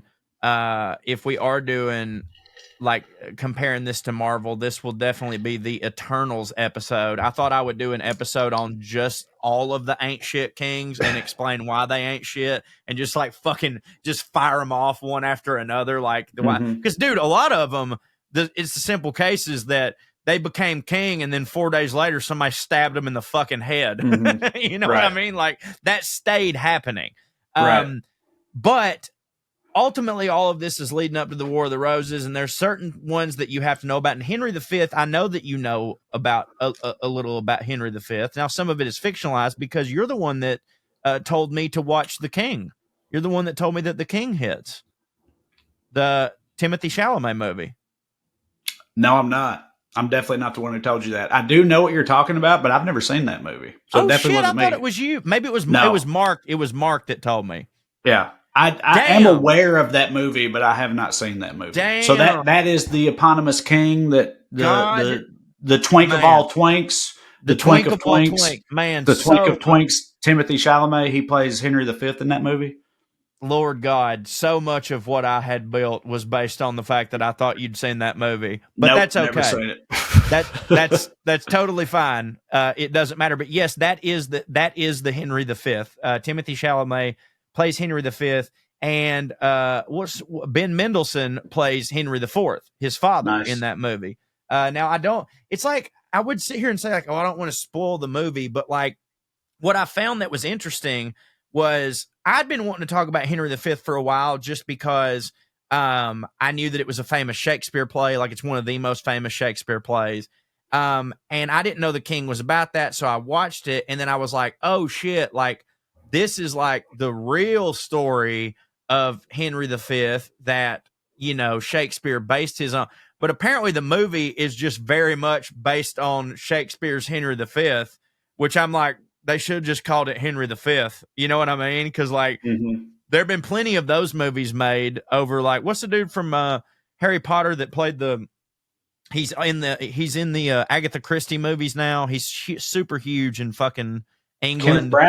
Kenneth Branagh. Yeah, he's done like probably the most famous version of Henry V. He like auteured one back in the 80s that I watched and is very good. But I was like, The King, I'm sitting there watching all this stuff like, oh wow, this is all the stuff that, you know, that actually happened. And then I start researching and I'm like, well, that was fucking bullshit. And then I was like, well, movies be making bullshit, like no problem.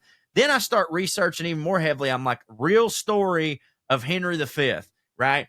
And I remember this one fucking biography that I was watching. It was like Shakespeare's most famous play. You know, here's the story behind Henry V, like the actual man or whatever.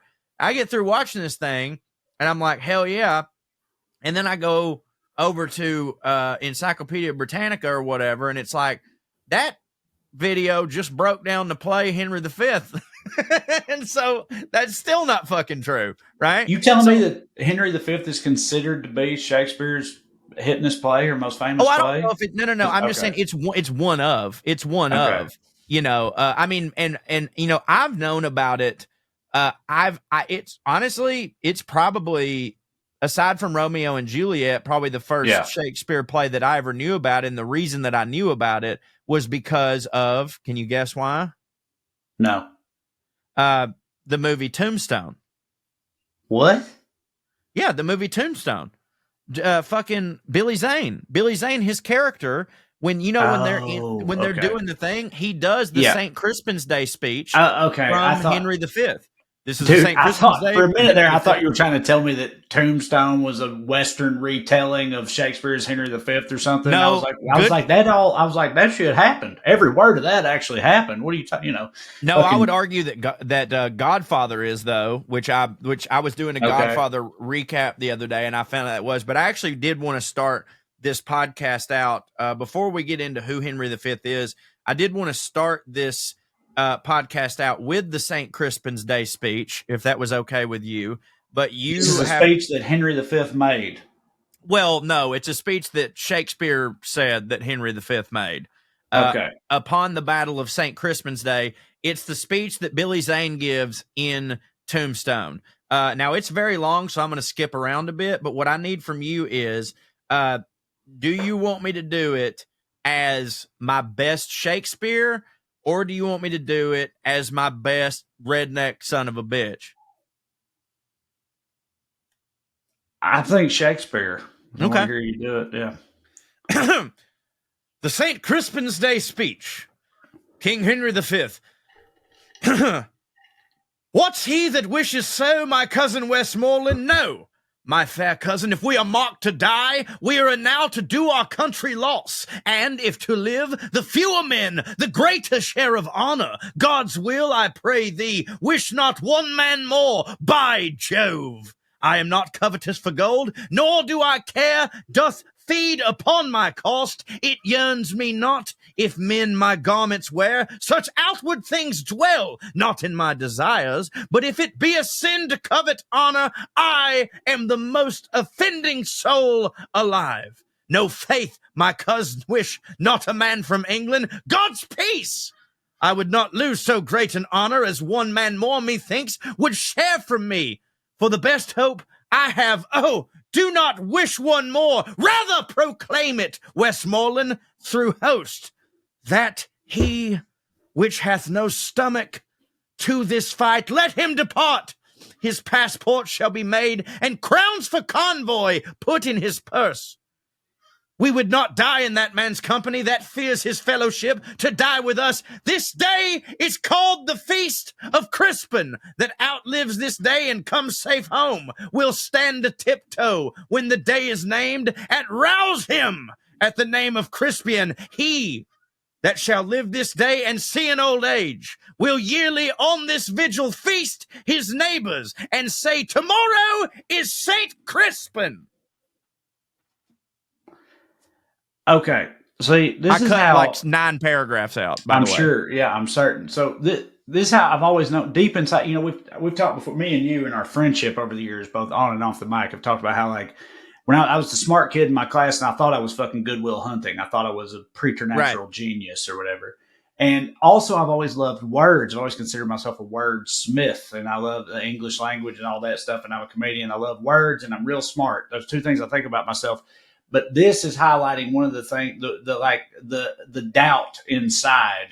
I don't know nothing about what I just said. Okay, I was about to say, like, because I always, even while thinking that about myself, I had to like find a way to like put aside the Shakespeare part, because I've never in my life, when I was the most pretentious I've ever been at the age of 19 years old, whatever, as an English major, thinking I was a genius, to right now, I've never been able to listen to a Shakespearean monologue and not have my stupid trailer trash eyes glaze over immediately. Like, no, I could try so hard, and I did. I really did try hard to listen to what you were saying and to understand what you were saying. Bro, I was the one saying it and I didn't. I'd pick up every now and then there'd be 4 words together. I'd be like, oh, he's saying if you desert, you're a pussy. I got that part, or whatever. Right. That would happen. But like generally, I don't have a fucking clue what you just said. And I've never been able to parse Shakespearean dialogue ever my whole life. And what's funny about that also is it's like, the flip side of being white trash is like I can listen to and deconstruct a like twista verse. Hell yeah, to the cows come. Yes, me too. Like you're that the first time you're like, what the fuck did you say? But you give me 8 minutes or less, and I'll have the whole thing broken down. I'll know every word of it, and I can tell you exactly what it all means. But Shakespeare, I'm just like, what is this shit? Why would you? Bro, me, you, and Paige could write a biography on the Isley brothers just off one bottle of MD 2020. No, I hear you. And like, I'm actually normally good at cold reads. I don't know how good of a performance that was, but the thing about Shakespeare that's difficult on cold reads is because I don't understand any of the words, I don't know when the inflection should come. So I just kind of make it up. You know what I mean? But it also sort of gives me the confidence to where I'm just like, do it any fucking way you want, and the person listening will be like, I guess that's how that's supposed to be. You know what I'm saying? But anyways, that's I just wanted to start with that because I wanted to get it out of my brain. Anyways, Henry V's father was Henry IV. You're not going to believe it. Well, yeah. When I said a little while ago, I was talking about Henry VIII, and I was like, Henry V, that must be his second or third great grandfather. But then I realized, like, the Henrys don't always come in a row, right? You could have a Henry, and then you could have a Charles or an Edward or a George or something. Then later you have another Henry. Very true. So it's not it didn't just start with Henry I and then seven kings / Henrys later. There's Henry VIII. You can switch it up along the way, and that convolutes things. Now, again, I haven't gotten that far into my research on the future ones, but I kind of actually do think that there is a direct line between the fifth and the eighth. I do think it's just Henry's all the way down. Yeah, but just like you were saying before. Edward IV was Richard II. That was his predecessor, right? And they were actually cousins. And this is how this whole thing kind of starts. Like, Henry V is sort of like Queen Elizabeth in the sense that it was never supposed to happen. You know what I mean? Like, it was never supposed to happen because Richard II was the king, and there was this whole goddamn deal with, and this is the first thing I wanted to say to you to get us started on a conversation, because they talk about divine right. That's all the kings and everything is like it's divine right. But how do you I guess what then with a usurper? How the fuck does that work? Do you know what I'm saying? What, he's a usurper? You said Richard II was Richard II. You said, go ahead.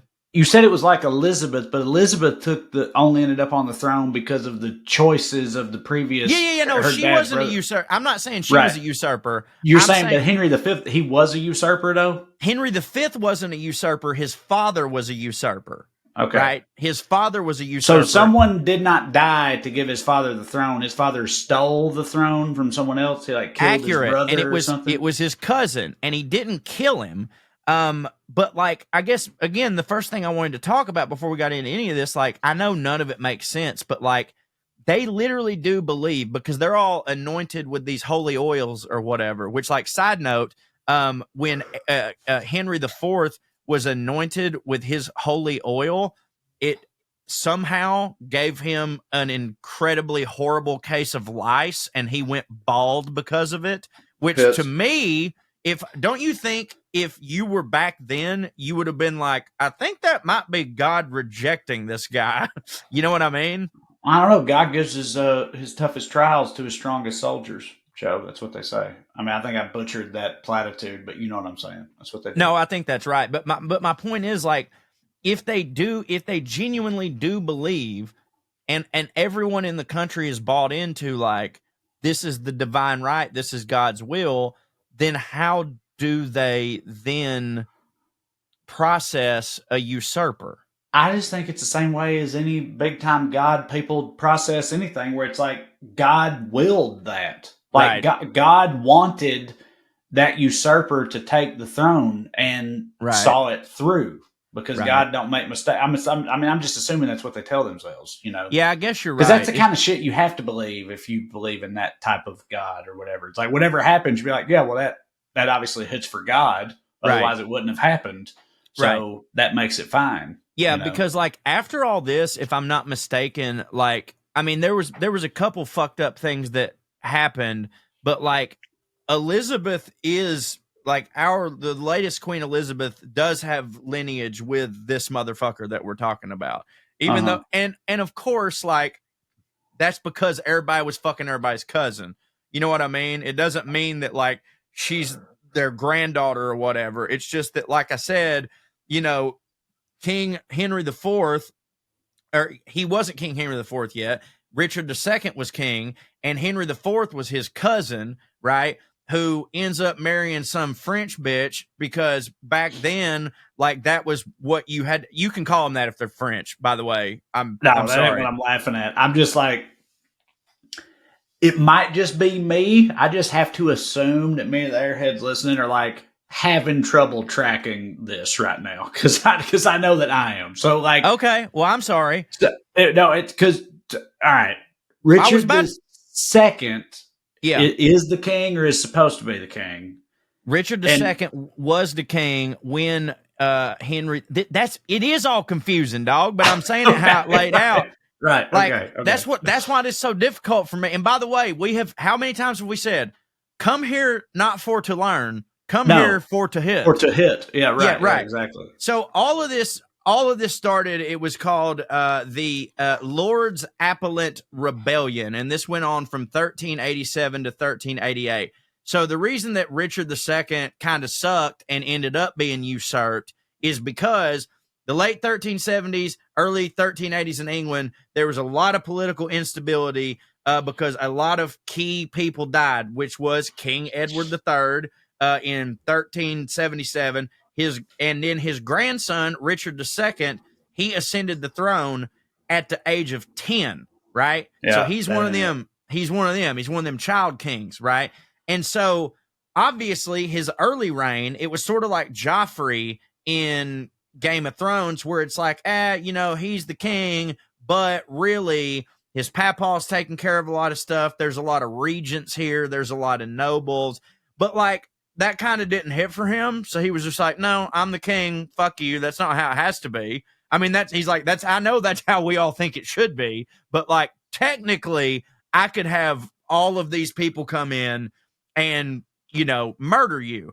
Well, the country, like there was a lot of factions, I guess like what we would call modern day like militias or whatever, that started taking notice of like, hey guys, we got a fucking child king. You know what I mean? Like this ain't good. We all need to group up and like lay down a plan for if some bullshit goes down. And so these powerful nobles come about, like there's the king's uncle, John of Gaunt, who was also the Duke of Lancaster.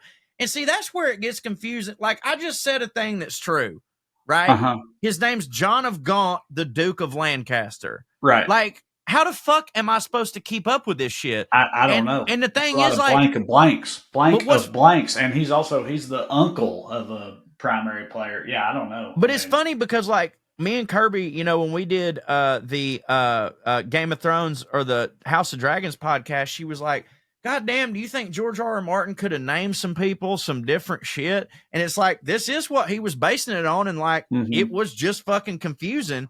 So all these people, they were like striving to maintain power and influence within the court.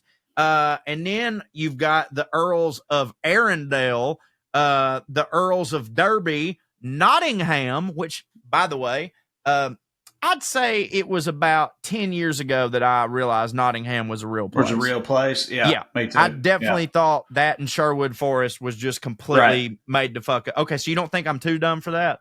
No, I had the exact same experience. Did you really? Within the past 5 years, I found out that was a real place. It's like, Sherwood for all that actually exists. Yeah. There's probably a Pizza Hut in Nottingham or whatever. I'm so glad to hear that, because I was every now and then, as you know me, I get a little scared to be vulnerable. Say dumb things you thought. Yeah. Yeah, because I'm like, I literally always say it with the hope that surely they thought this dumb thing too, but usually it's very unique to me. But all these lords of Nottingham and whatever, they banded together as the Lords Appellant in opposition against Richard II's favoritism that he was showing to his advisor, because he's a fucking kid, right? So the nobles are super frustrated with Richard's reliance on this group of advisors that were known as the Despenser family, specifically Hugh Despenser the Elder and his son, you're not going to believe this, Hugh Despenser the Younger. And this favoritism fueled the Lord's anger over corruption and mismanagement. So there's this huge rebellion in 1387. Right, these lords of Appellant, they coalesced to, they were challenging the Despensers, both the old and the young, their influence, and they demanded the removal of all of these people, because they were basically like, look, yes, he's 10, but he's our king. Y'all can't all be, what y'all are doing is basically y'all are just all being king, and that don't hit, because you're not. You know what I'm saying? I guess to put it in modern times, it'd be like, you've seen a lot of people currently being like, what the fuck's going on? I didn't elect Elon Musk. You know what I mean? That's not, why is he there making all these contributions? Like, right. Anyways, all these lords gathered a bunch of supplies and shit like that, and then they had this big confrontation with Richard II. And then Parliament, which was, I also, by the way, didn't know Parliament was a thing back then. Like, I thought Parliament was like I knew it was old, but I didn't know. I guess in my brain back then, the king was like, I ain't listening to no motherfuckers. You know what I mean? Am I wrong here? Wasn't the Magna Carta in like 11 or 1200 and something like that? And I know the Magna Carta is supposed to be like one of the foundational documents in whatever. I mean, not democracy probably isn't right because Greece had democracy thousands of years before that. But I don't know. Magna Carta is important somehow when it comes to people being like, hey, we exist and have rights and stuff. Democracy, and that funny. happened in like 1100 something or 1200 something. So the idea that there would be a parliament in 1300 something, I can buy. I guess that's the best. Yeah, no, I mean, I can totally buy it. I just like didn't believe it was a thing. Democracy's funny in the sense that like there's so many people that try to claim credit for like having invented it. Like I've heard big cases for Greece. I've heard big cases for France. I've heard big cases for Rome, but my fucking papaw will tell you that democracy started right here in the goddamn U.S. of A. You know what I'm saying? So Richard, all these people, the English nobility, retaliate against, or they form a rebellion against Richard, and Richard retaliates, of course, with his army. And regain total power. Like they had sort of like they took him hostage at one point on account of he was like a kid, but then they like, got him out and they were like, you're the king, whatever. And so they began to maneuver against the Lord's appellant. And then Richard targeted all these motherfuckers one by one and just, killed all of them dead. Right. So at this same time, Henry IV, who is his cousin, they're around the same age. And he's seeing all this shit happen, right? And all he is like the Duke of fucking Chesterfield or whatever the fuck. But Richard II, like, not only, I mean, he's made king at 10 because his daddy unexpectedly died.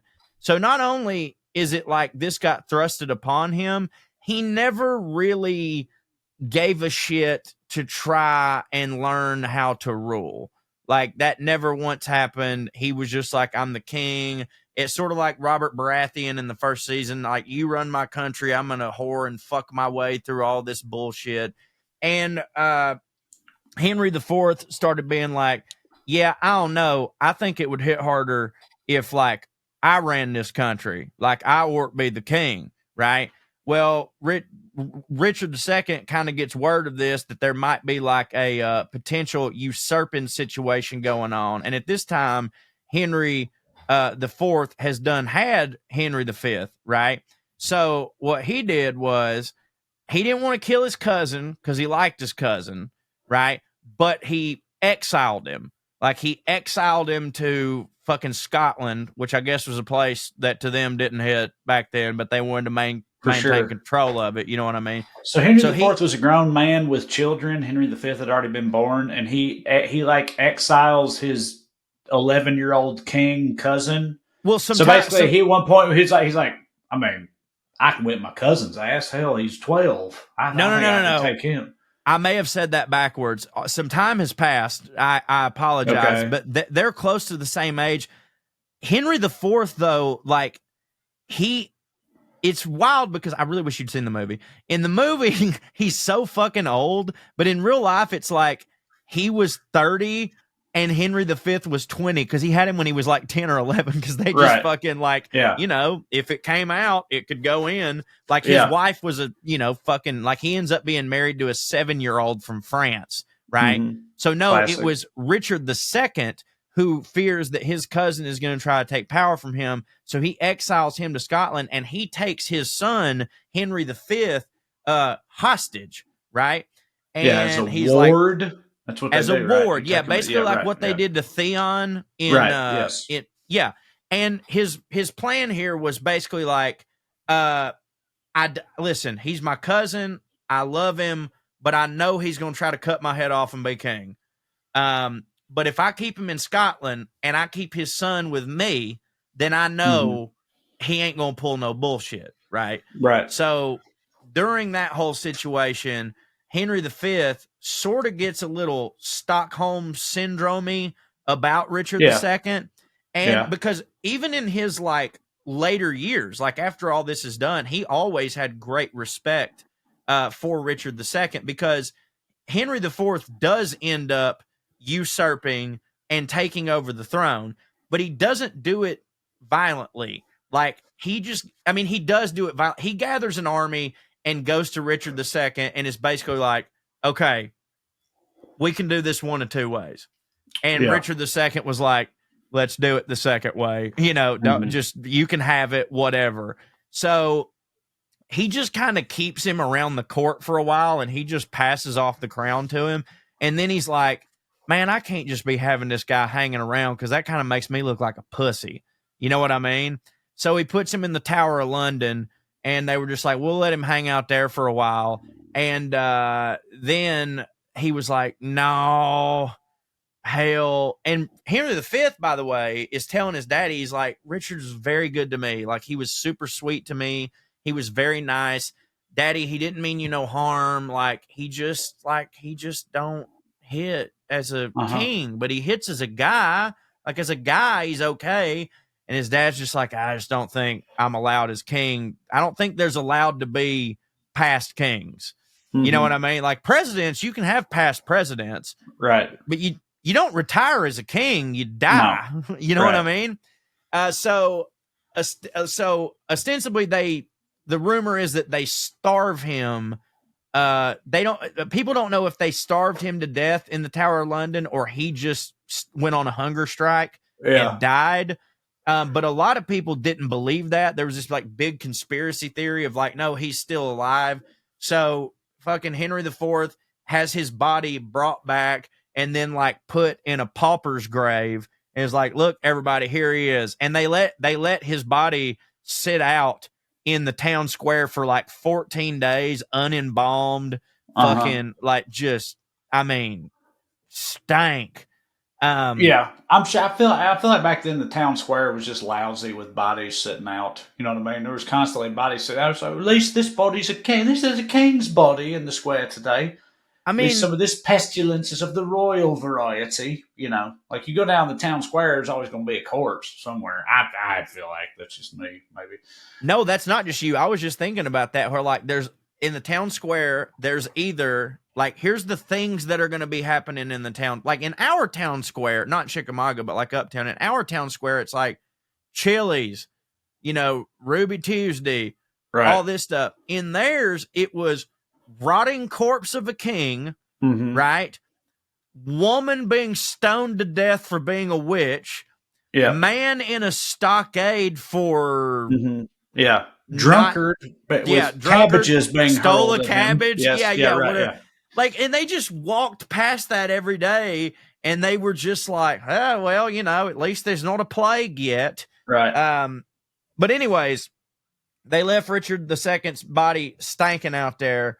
And they bury him in a pauper's grave. But eventually, once Henry V gains power, and obviously I'm not getting to that this week, which is fine. I just want to say that he had so much respect still for Richard that once his dad finally died, he was like, fuck this. They went and exhumed him, and he is now buried at Westminster Abbey. But bro, I'm not gonna lie, I got fucked up a little bit because I swear to God, you were the one that told me to watch The King. No, I'll never see that movie. Like, can you watch it before we do next week's episode? Yeah, I'll try to watch it on the road this week. It's on Netflix, right? The King. It's on Netflix. It's really good. But I wanted so badly to talk about what happened in that movie that was real and what happened in that movie that I can't believe they didn't put in the movie because the real life version is more badass. And it was Mark that fucking told me. But classic Mark. Anyways, I did need to get all that out of the way before I dive into Henry V, who, as you said, you don't know a lot about him, but the more I read about him, I'm currently reading Dan Jones' Henry V, who, if you don't know Dan Jones is sort of the nonfiction George R.R. Martin when it comes to writing about the Plantagenets and the history and stuff like that. And Henry V is, and rightfully so, one of the more revered kings in England. And, obviously he did some fucked up shit, as all kings and all presidents do, but fairly badass man, Henry V, which we will talk about next week. And again, I apologize because I look forward to learning more. Thought you had seen the king. That's all right. Damn it. Good. Airmail. Yeah, let's have some airmail. Fuck me, airmail. All right. Let's see. Subject line. Wait, she's into clowns? So guys, don't use my name this time. I'm a Shriner. We have our 22 children's hospitals as well as our funny hats and stuff. And yes, the Ray Stevens song is very realistic. All that being said, a lot of temples have a clown corps. Now, years ago in my temple, this man joined the shrine and joined up with the club shortly after his wife was hired as the temple's official photographer. She is an amazing photographer and really helped with our fundraising efforts all around. However, when events were held, folks started to notice that the clowns got way more pictures taken of them than any other clubs. This lady was always around the clowns, like leaving her husband to his own devices and showing up hours later. People started to talk. Was she just having fun? Was it more sinister? Alcohol is almost always involved in shrine events, so so one evening at an event, sorry, I'm trying to adjust spell errors. So one evening at an event, we sat around drinking and the subject was brought up. The guy decided to talk to his wife about the ordeal. Shortly after, her husband decided to join the clown corps, which he had openly hated up until this point. All of a sudden, he's doing full makeup at all the events, and she is all over him like a teenage girl every time you see them. When we have formal events, they are calm and collected, but at the more wild fun events where the clowns come out, our clown kink couple is always the center of attention. They have even been caught doing the act in several locations in the temple with him in full clown getup. Crazy story, but 100% true. Thanks, name redacted. See, look at that. A lot of clown fuckers out there. It's so funny from the dude's perspective. It's like his wife is just like, listen, I'll give you more blowjobs if you dress up like Bozo. And he's like, honk, honk, baby. It's like shows up with 18 pies the next day and fucking big floppy shoes and stuff. Who among us? Right. He's like, he went from hating clowns to just being like fucking, knee deep in clown shit just because his wife was like, I like to suck a clown's dick. And he's like, here we go. But hey, good for them. They made it work. That is so funny. Sweet. True love does exist. We got time for two more here. And I'm picking the two that from the subject lines, I know they're going to be your favorite. Subject line, James Cameron hates squirrels. Dear Trae and Corey, I've been a huge James Cameron fan since seeing Terminator 2 when I was way too young. So last week's Cameron Love Fest really hit for me. Y'all discussing Cameron immediately reminded me of a story about him that I once heard from an old manager of mine named Margot. It was sometime in the 90s between T2 and Titanic when Margot had been working as an assistant to Cameron. One morning, Margot went over to his home, I didn't see that coming, to drop off some paperwork. Cameron was nowhere to be found, so she went out to the back of the home and immediately heard his voice screaming, "Get down, damn it!" followed by the sound of a glass window shattering. Then, out of the thicket of a tree in the yard appeared Cameron wearing some sort of camo getup that, in my headcanon, looked something like Bill Murray in Caddyshack. According to Margot, a large cadre of squirrels had been besieging Cameron's bird feeders, and one day James snapped and decided to go Rambo on their furry asses. Oh my God. He had been camped out in a jerry-rigged sniper. He had been camped out in a jerry-rigged sniper's nest so he could take pop shots at the aforementioned squirrels with a BB gun. Cameron convinced Margot to join him in the Texas Schoolbook Depository treehouse and act as his spotter, which she begrudgingly did on account of him being her boss and the concept of emotionally abusive workplaces not existing yet in the mid-90s. That was a secondhand story to me, so do with that what you will. But given all that we know about Cameron's obsessiveness, eccentricity, and get the shot at all cost approach, I choose to believe it. When it comes to the great squirrel debate, let the record show that James Cameron is firmly Team Trae. Love y'all like chicken. Senior New England correspondent Travis. Yeah. That seems to settle the matter to me, if James Cameron himself is on my team. But yeah, dude, that's like a scene from a movie where James Cameron plays a parody of himself. Right. Like in This Is the End or something. Yeah, exactly. Like his assistant that's exactly shows what up I was and thinking. He comes out of a tree stand wearing all camo, holding a gun and like with night vision goggles on or something because he's besieged by squirrels in his backyard. That hits too hard. The story hits too hard to not believe it. We have such the same brain because as I was reading that, I literally was thinking about Neil Patrick Harris and Harold and Kumar go to White Castle. And finally, subject lines, dogs don't feel love, especially not UGA. Bear with me, Corey. Okay. Dogs do not experience love, at least not how we think when we say the word love. What dogs experience is arguably purer and better than human love. Imagine being selectively bred to enjoy doing certain tasks and to really, really want to please your boss, aka us, at a genetic, life-affirming level. Y'all have talked about how stoked bird dogs are to bring back a duck. I'd pay real money to experience that level of bliss and fulfillment every time I successfully remember to attach an Excel spreadsheet to an email with my ears flopping in the wind and shit. Just because no animal can experience love like we humans understand it doesn't mean it's worse, except pugs. All they know is suffering. I could try to talk at length about animal neurology. Don't even get me started on squirrels, those heathenous monsters. But full disclosure, by the way, I think if we count up over the years, I think Team Trae's winning. I really do. I think more people are on your side. Don't call it a comeback, baby. Yeah, we've been slowly building up support over here. By the way, reaching the masses. By the way, while I'm here at stayfancymerch.com, you can get Team Trae or Team Corey shirts, and then we can really see what the numbers are. But full disclosure, I was mainly trying to game the catch Corey's attention system with the dog angle and inflammatory Georgia sports statement. UGA is one of the good ones. That beast totally feels love.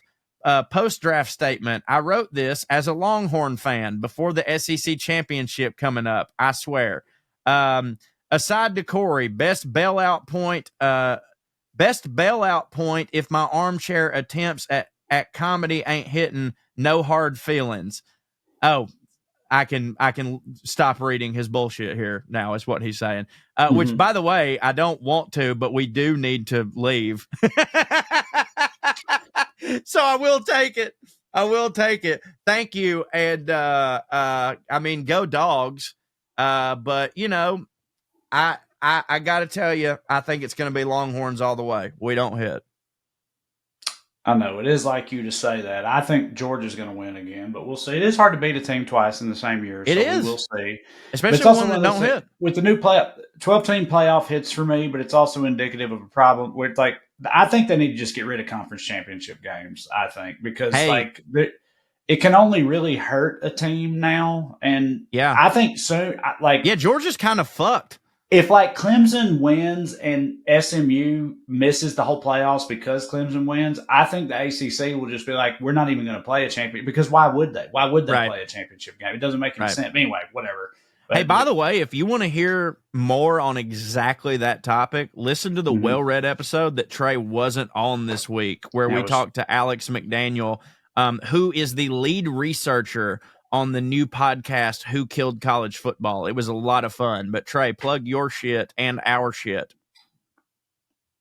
Tonight and this weekend, I'm in the Bay Area in Northern California, San Francisco, and then Sacramento on Sunday. Santa Cruz last night, Thursday. Thanks to everybody who came out for that. Me, Cho, and Drew will be together again. Well read. Homecoming for the holidays. Zanies in Nashville, December 12th through the 14th. And then I'm closing out 2024 with a hidden show at the Den Theater in Chicago, Illinois on December 21st. I got a bunch of dates up already for 2025. 2, though, so go to TraeCrowder.com and check them all out. Come see me. Hey, like Trae said, come see us all in Nashville the 12th and the 14th. And I, too, will be closing out the year with a hidden show on the 21st, but also on the 20th. December 20th through the 21st, my ass is back at my home club, the Comedy Catch, home for the holidays.